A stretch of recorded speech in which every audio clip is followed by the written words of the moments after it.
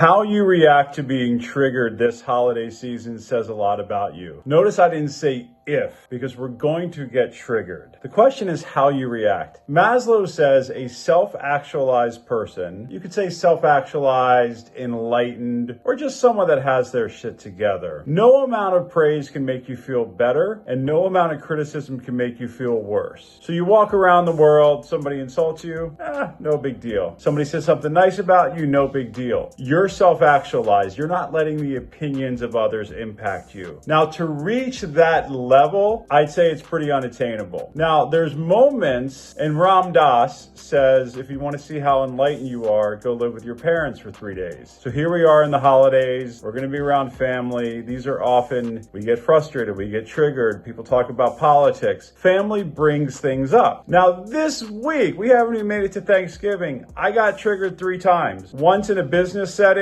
once at the dog park, and then once in like a family friend relationship. And what all 3 of those things had in common, first of all, I didn't initiate any of them. I really had good intentions all the way around. But in each situation, what they said about me was at least partially true. So if someone said, I'm the dumbest long-haired woman on the planet, it's not going to impact me because there's not any truth to that statement. Now, if someone says you're selfish or you're transactional or all you think about is yourself or you're inconsiderate, I don't believe those things to be true. I have a pretty healthy self-image, but I'm not perfect. And there's times where I can act selfishly. There's times where I can be inconsiderate. At the dog park, now you know I love Zeus and he can do no wrong. The guy said Zeus was biting his dog. We know Zeus is playful, he mouths. But where I was wrong there is I was on my phone. So yeah, like this guy I thought was being a little overreacting. He followed me out of the dog park to tell me what I did wrong. Okay, fine. But the fact of the matter is I wasn't beyond reproach, right? I was on my phone. I could have been more attentive. So here's what I want you to do. When you get triggered, find out what's true about it and what you can learn from it. So in the professional situation, I realized I could be doing better. I could be more effective. The part that bothered me wasn't what the person said. It's, okay, this client's a little unhappy and I could be doing more. The second one with the dog, again, I was on my phone at the dog park. I could have been more attentive. And then the third one is there was a little bit of truth to it.